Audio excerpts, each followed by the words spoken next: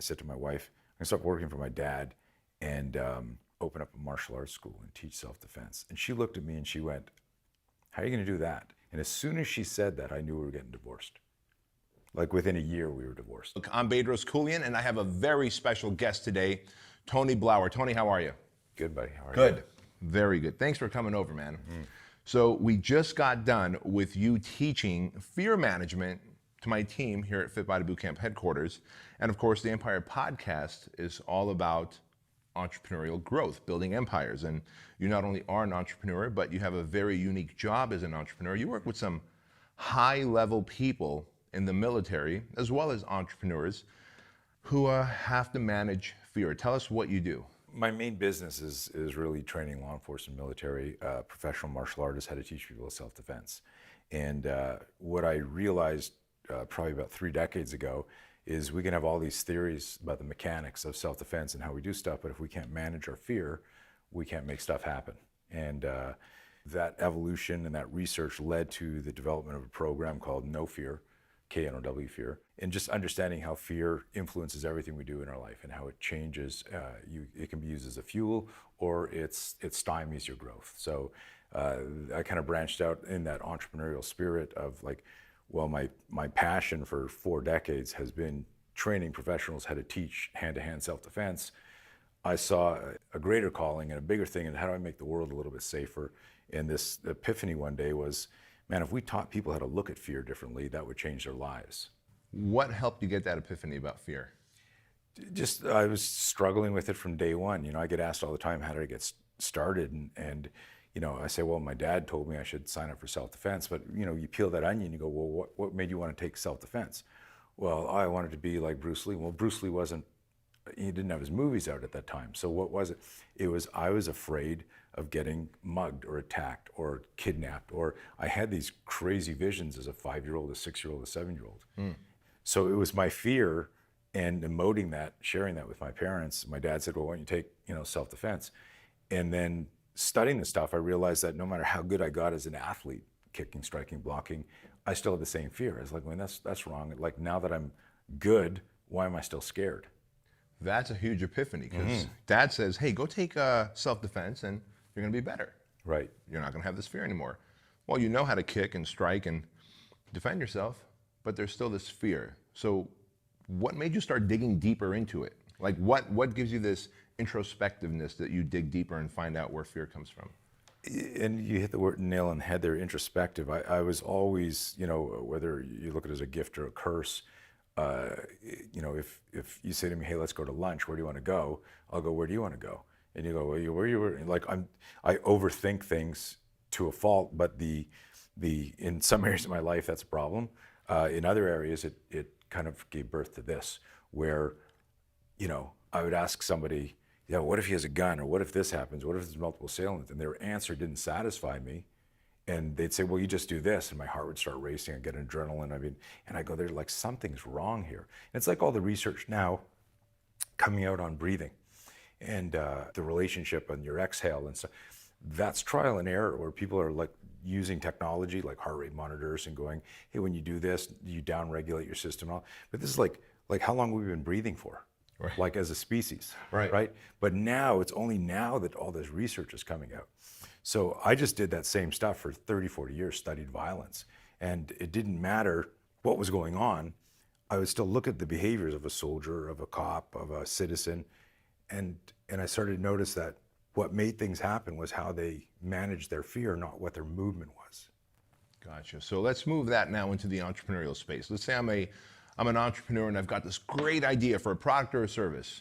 Now I know there's other products like this out there, and I want to go out there and sell it on the internet and demonstrate it using social media, but I've got this fear of, well, I don't want to look stupid on the internet. I don't want to create a Facebook, Instagram, YouTube channel and people start judging me and criticizing me. I certainly don't want people to hate on me. I mean, I want their approval. I want their validation. What makes people fearless as entrepreneurs? In other words, you said some people can use fear as fuel, and others get stifled by it. Have you figured out what stifles some and fuels others? A lot of people like to say things like, this guy was born to do this, or this guy. If you really research like greatness, you'll find that there may be some like freaks. Like You can say, hey, Mozart was a freak. Like at the young age, he could do that. But if you study, I don't know if you had a chance to read the book, The Talent Code, and some of these other books on neuroscience and learning, but you find out that there was actually an experience and a condition that predisposed the person to that. Now there had to be some passion and some art and all that. And so to come back to the entrepreneurial side, I think a lot of it is just when you figure out what your why is, which is I'm really passionate about stuff. And I ask people, a lot of times I'll say to like my team, I'll go, if there was no money and there was no rent and there was no food, what would you be doing? Like, would you still be getting people in shape and teaching people how to run their lives and be better? Like I said to you, what a great crew, great energy, and you thank me, say, yeah, they're great. And I look at that as a businessman. I go, that's on you. It's how you lead them that inspires that. It's not just them. And so you remember the author Wayne Dwyer? Yeah. Right? So he asked a question. He says, if you looked in the mirror and you didn't know how old you were, how old would you think you were? I remember reading that going, holy shit. And then he says, if you didn't know where you lived and you looked at all the places in the world, where would you want to live and why aren't you living there? And if you didn't know what you did and you looked at all the things you could do, what would you do and why aren't you doing that? And that's all beautiful, but it comes down to what our talk is always about. It's fear. Like, why aren't you moving? Why aren't you getting this job? Why aren't you? And so no matter what somebody wants to do, whether it's I got a better widget or I want to start an Instagram, what causes the hesitation is always fear.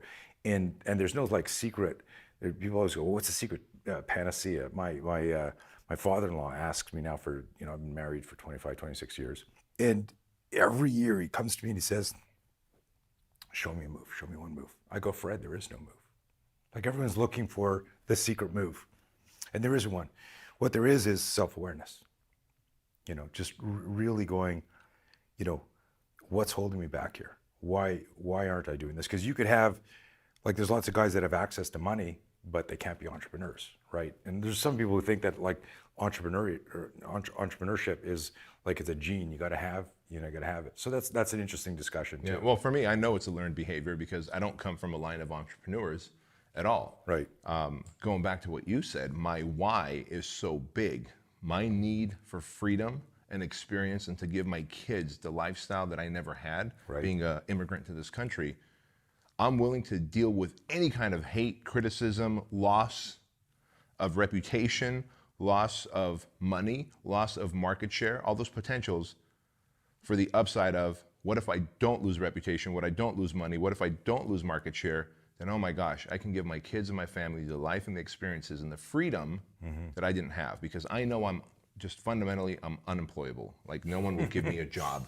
The 2 jobs that I've had in my life, I got fired from both. And I knew that I had to go create something where I could be my own boss. Right. But like everyone else, I was afraid of the what ifs. Now, there was no Instagram then and Facebook. It was just, what if I like actually create this software? My first thing was called High Tech Trainer. My first product is a software product. What if it fails? And what if I get laughed at by the fitness industry? Because it was an online workout software back in 2003. Wow. But then I would always weigh that out against my big why, which is, well, if I don't do it, I'm going to have to go out and work for someone, which means now I've got a 9 to 5, which means I can't control the lifestyle and the experiences and the money that I'm making, which means my kids are going to grow up probably broke or living middle income like I am. Yeah. And I didn't want that. So my reason why was big enough to help me overcome my fears. Do you find it if there's someone's really clear on their reason why, that helps them overcome their fears? 100%. And then, but there are still lots of people who have the talent or the passion, but something's holding them back. That's why I always say there's no situational awareness without self-awareness. And the self-awareness part is that ability to say to yourself or to a confidant, like, I'm really scared to do this. And then having people around you that go, well, that's why you need to do that. But it all comes back to, you could have created like software for something else. But, while you were saying that, like internally, I'm smiling going, you've always been physical, I'm guessing, and you like working out. And if you were in your previous life, if you were frustrated with shit going on and you just got fired from that job, you probably went to the gym and hit the weights and hit a bag and did some stuff. Yeah. that was your intuition. That was your self-awareness that went, well, I'm not going to code and build a website company. I'm going to figure out how to build a fitness app. And that was just an intuitive leap. And then you had the self-confidence. There was some clarity there, but that clarity is a self-awareness. So my big thing now is trying to get people to understand how important self-awareness is. And then self-awareness will actually create clarity to the fear spike. The fear spike is now the beacon of where you got to go. So I've got this theory that most people are actually self-aware. They just dilute it and make their self-awareness fuzzy by taking other people's opinions Right.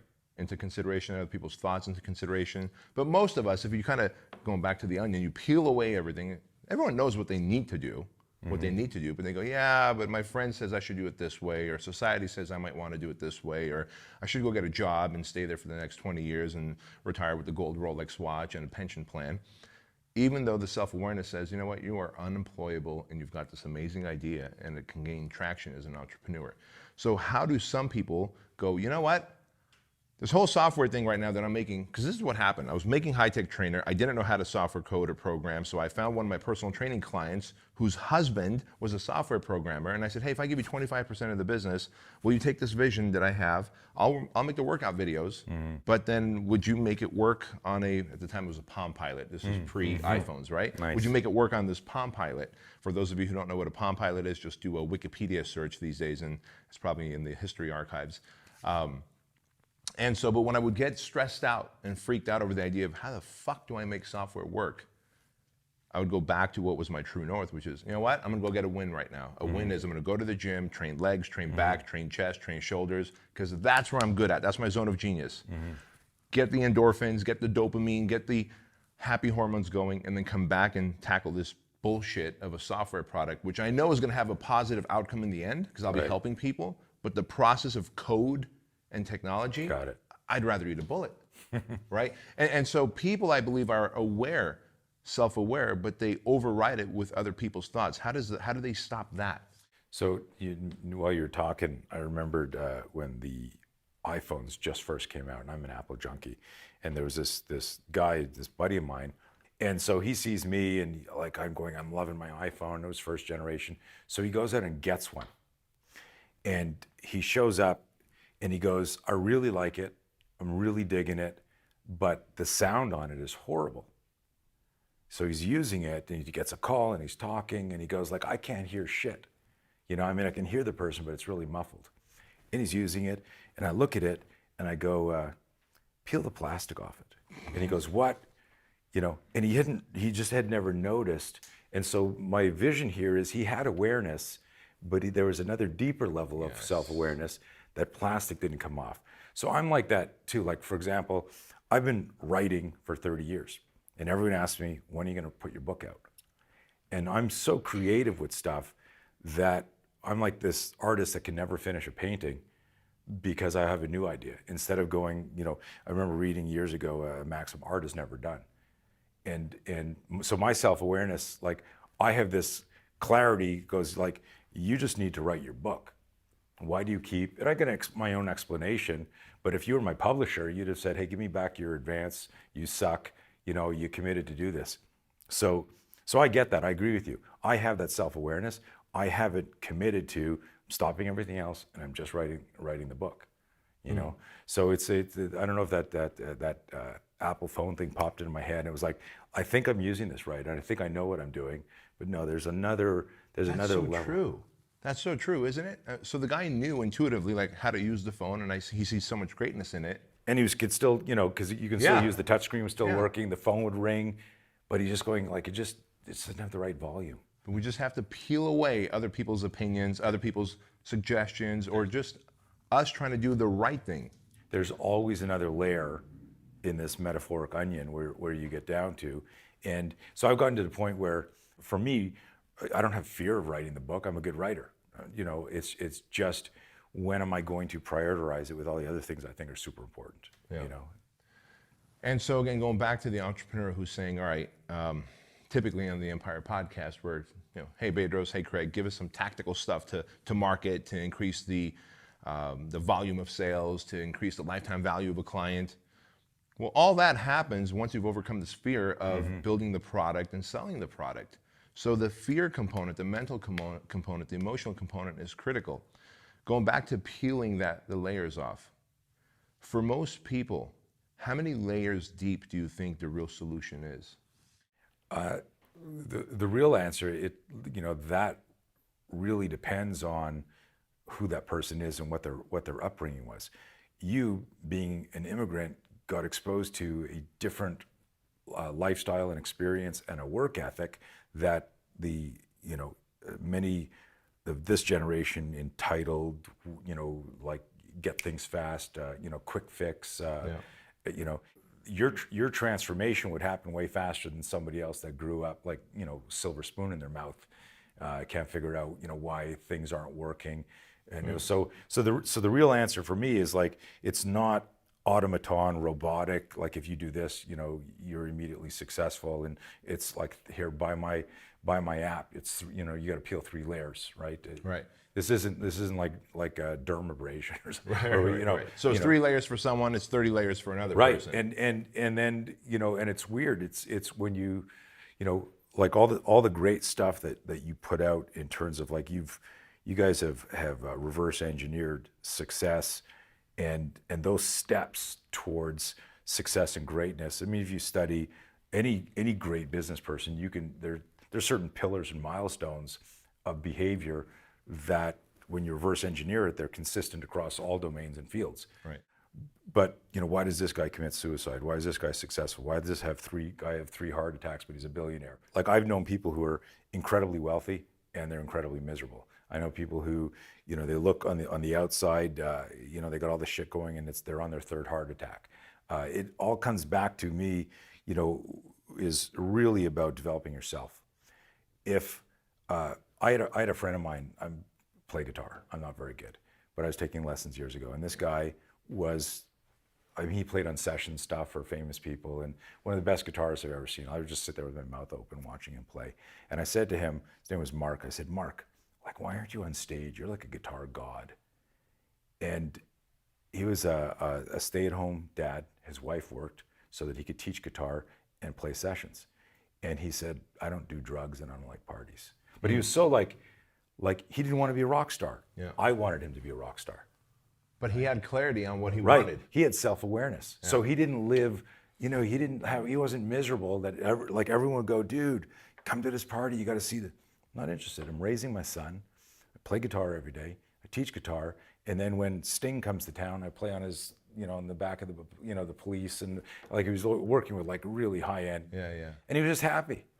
I mean, how many people go and take someone else's advice? Because you were just trying to be friendly, give him great advice. Mm-hmm. Hey, Mark, why aren't you on stage yourself? Right. But he was so self-aware that he goes, here's the 3 reasons why, and so I'm happy. Right. And it all leads to happiness. At the end of the day, I remember reading a study saying that if you ask someone why they're doing something, so, hey, Tony, why are you working, why is your whole life based on fear management, fear mitigation? And if we kept asking you why, you might say, well, why? Because I want to make the world a safer place, right? That was your first answer. Well, why do you want to make the world a safer place? And keep asking why. They say if you ask that 7 to 9 times, the answer is because it makes me happy. Mm-hmm. Ultimately, it makes you happy. In fact, the most selfish thing we do is donate to charities, even though it seems like the most selfless thing. Like, oh, I'm going to go help that charity. I'm going to build a well in their community. I'm going to help a group of kids in that organization. But in reality, why do we do it? It feels good. Right. And if it feels good, it makes us happy. Right. And so this guy knows that being on stage and drugs and late nights and alcohol is not his thing. Mm-hmm. Yet people around him who see his talent, mm-hmm. who think they want the best for him, go, hey man, you should be on stage rocking and rolling. Right. So many of us listen to others instead of the inside voice, right? Where it's concerned. And for entrepreneurs, I wonder how many entrepreneurs right now have jobs that are meaningless, dead-end jobs, but they have these amazing ideas mm-hmm. that will never come to fruition, which means there's probably tens of thousands of people they'll never help because they're listening to someone else about playing it safe with their job. And what's holding them back? Because I agree with you at that level. That kid at home who's mom or buddy or wife, or my first wife. When I said to her, I was teaching self-defense privately. I was working 40, 50 hours a week for my dad in the clothing business. And then I would, after work, finish at 6, 7 o'clock, drive to people's house teaching. You know, it was like the thing I asked, like I said earlier, if there was no money or food or anything like that, what I'd be doing? I'd be teaching self-defense. I loved it. It made me happy. Yeah. And so I'd still do that. And then one day I said, I'm going to stop working for my dad. And I said to my wife, I'm going to stop working for my dad and open up a martial arts school and teach self-defense. And she looked at me and she went, how are you going to do that? And as soon as she said that, I knew we were getting divorced. Like within a year, we were divorced. Because it was like, you don't believe in me. You don't, but that's also a level of self-awareness too, right? I had to do what I had to do. That is. You know, it's funny you say that. So I mentor a lot of entrepreneurs, about 1,600 entrepreneurs through various coaching programs, masterminds, or just private one-on-one coaching clients. And it's funny, as I see entrepreneurs grow, I always clench because if their relationship at home is not strong, there's an inevitable divorce coming.